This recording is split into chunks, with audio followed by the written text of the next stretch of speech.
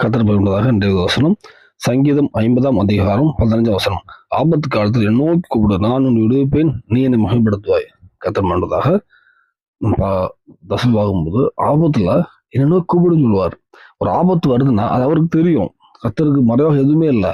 ஆனாலும் வேதனை சொல்லுது, நம்ம அறிக்கை ஆண்டவரே கூப்பிடணும். ஒரு வியாதியா இருக்கலாம், இல்லை ஒரு மரணத்துக்கு ஏதோ ஒரு பிரச்சனை இருந்தாலும் அப்ப ஆண்டவரே ஒரு ஆபத்து காலம் கட்டி வரும்போது நீ கர்த்தரை நோக்கி கூப்பிடும் போது அவர் உங்களை விடுதலை பண்றார். நீங்க என்ன பண்ணி நீங்க விடுதலை பண்ணணும். அடுத்து நீங்க என்ன பண்ணணும்? மகிமைப்படுத்தணும் தேவனை.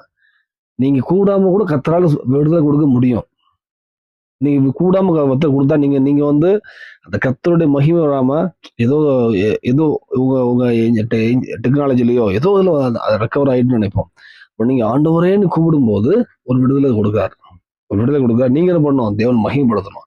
உங்க சபையா இருக்கலாம், தெரிஞ்சவங்க தெரியாதவங்க எல்லாவற்றிலுமே தேவன் என்ன இந்த ஆபத்தான காலத்து தேவன் என் சத்தத்தை கேட்டார் அப்படின்னு எல்லா ஜனங்களும் சொல்லும் போது அது மொத்தம் தேவனை மகிமைப்படுது. அவங்களுக்கும் ஒரு பிரச்சனை ஏதாவது வரும்பொழுது அவங்களும் கர்த்தரை நோக்கி பார்ப்பாங்க. ஏன்னா அவங்களுக்கு விடுதலை கொடுத்தீங்க ஆண்டவரே, எனக்கும் விடுதலை தாங்கப்பான்னு அவங்க கேட்பாங்க. அவங்களும் தேவன் விடுதலை கொடுப்பார். வேலையில வாழ்க்கை இதுக்கு முன்னாடி ஏதாவது காலத்துல ஆபத்துல கூப்பிட்டு கதை விடுதலை கொடுத்திருந்தாருன்னா இன்னைக்கு சாட்சியாக சொல்லுவோம். தேவன் கண்டிப்பா எல்லா ஜனங்களும் சாட்சியாக சொல்லுவோம். கண்டிப்பா அந்த பூமியிலையும் அவங்களுக்கு மட்டும் அநேக ஜனங்கள் கர்த்தரை அறிவிக்கும் அது ஒரு காரணமாக இருக்கும். அர்ப்பணிப்போம். தேவன் உங்களை எந்த ஒரு ஆபத்துக்காக இருந்தாலும் கர்த்தரை நோக்கி போகும்போது வசனத்தின்படி கர்த்தர் விடுதலை கொடுப்பார். நம்ம மகிமைப்படுத்தணும். அர்ப்பணிப்போம். பூமியில சாட்சியில் வாழ்க்கை தருவார். பரலோகத்தை ஆயத்தப்படுத்துவார்.